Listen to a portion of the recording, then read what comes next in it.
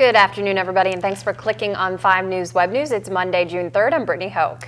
And I'm Matt Heckel, and here are some of the top stories we've been following today here on 5 News. A man drowned while rafting in the Cheat River over the weekend. Yeah, family members said 29-year-old James Ray Taylor of Masontown was with his brother when this happened. The pair was supposedly rafting on the river when they somehow lost control and flipped the tube. That's when the brother apparently left to get help, but then crashed his car and had to be taken to Preston Memorial Hospital for minor injuries.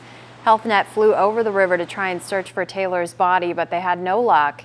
Now, they started diving for his body at around 9 o'clock yesterday morning and pulled his body out just before 1:30. We spoke to one family member who said that dangerous events like these are pretty common in the Cheat River.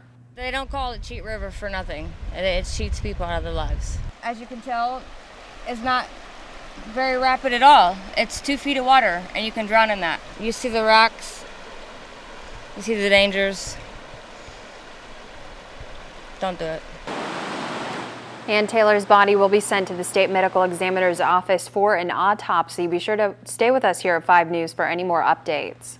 Well, we just got off the phone with officials who tell us the man flown to the hospital after his motorcycle collided with a car in Barber County on Saturday. It's now listed in good condition. Deputies say Stephen Poling of Moatsville was driving on Route 38 when a woman allegedly pulled out of Tacey Road just before 7:30 Saturday night. That's when he was apparently blinded by the sun and hit Poling. Again, Poling is now being listed in good condition. The driver of the other car was not hurt. Meanwhile, a woman who was flown to the hospital after another motorcycle accident in Barber County over the weekend is no longer listed as a patient at the hospital today. A man driving a truck apparently pulled out of Stringtown Road and onto Route 92 around 1 o'clock Saturday when he hit the motorcycle. The driver of that motorcycle was taken to Davis Memorial Hospital. His passenger was flown to Ruby. Again, she is no longer listed as a patient there. The driver of the truck was not hurt. The Barber County Sheriff's Department is investigating both of those accidents, so stay with us here at 5 News for the latest. And a 13-year-old boy whose ATV was hit by a car on Friday in Barber County is also no longer listed as a patient today. Deputies said that the boy, whose name is not being released because he is a minor, apparently pulled out in front of a van when they hit. The boy was flown to Ruby. Now, family members told us that he has a broken leg, cracked ribs, and road rash. The driver of the van was not hurt.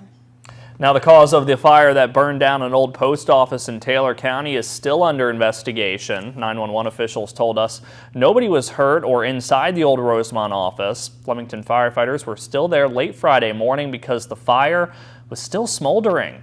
As soon as we hear what did cause that, we'll be sure to let you know. Well, crews do think foul play could be involved in a fire on Friday morning that destroyed a property owned by WVU. That fire broke out around 4 o'clock Friday at a home on the 700 block of College Avenue. Now, no one lives at that house, but firefighters tell us it was supposed to be torn down soon as part of a construction project. The case is now in the hands of the State Fire Marshal's office. And finally, it looks like a problem with electrical wiring is to blame for another fire at a home in Morgantown. This one happened Wednesday afternoon on Lastravia Avenue. The people who lived there weren't home when the fire started. Investigators say the blaze caused about $150,000 worth of damage to the home in question and an additional $5,000 to the one next door.